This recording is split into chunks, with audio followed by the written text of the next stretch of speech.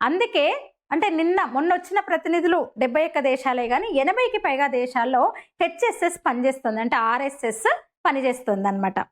మొన్న ఇటీవల చూసాం, ఒక దుబాయ్‌లో ఒకతను పూర్తి వందే మాతరం పాడాడు.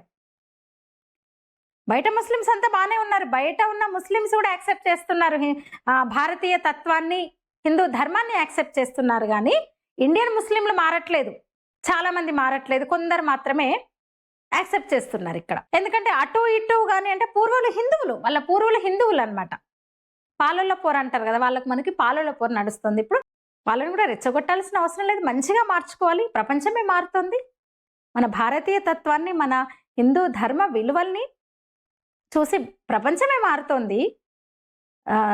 తమకు స్వయం సేవకులు కావాలని కోరుకుంటుంది. సంఘ కావాలని కోరుకుంటోంది.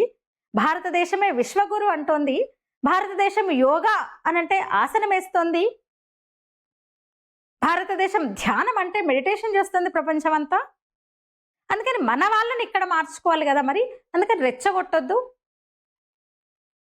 మన దేశం విషయంలో, మన దేశస్తుల విషయంలో, ఇక్కడున్న వాళ్ళ విషయంలో వాళ్ళ దృక్పథం కూడా మారాలని మనం కోరుకోవాలి అంతే. నిన్న జరిగిన కార్యక్రమం అసలు మోహన్ భగవత్జీ సందేశంతో, మార్గ నిర్దేశంతో ముగిసింది. అది మనకు అర్థమైపోతుంది సంఘాన్ని ఇన్ని దేశాలు అంగీకరిస్తున్నాయా, ప్రపంచం అంగీకరిస్తోందా అని. సొంత ఖర్చులతో వచ్చారు ప్రతినిధులందరూ కూడా. 1610, ఇంకా ఖచ్చితంగా చెప్పాలంటే 71 దేశాల నుంచి 1610 మంది వచ్చారు.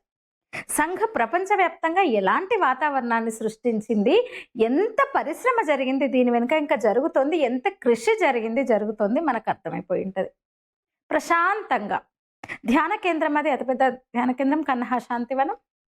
ఎక్కడుంది అది? శివారులో ఉంటుంది ఎక్కడో.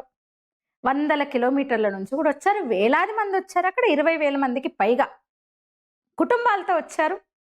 సొంత ఖర్చులు పెట్టుకొని వచ్చారు. 100 కిలోమీటర్ల నుంచి కూడా వచ్చారు, భాగ్యనగరం నుంచే గాక. నిజంగా అది సాధారణం కాదు, అసాధారణం, అమేయం, అద్భుతం, అమోఘం అని చెప్పొచ్చు.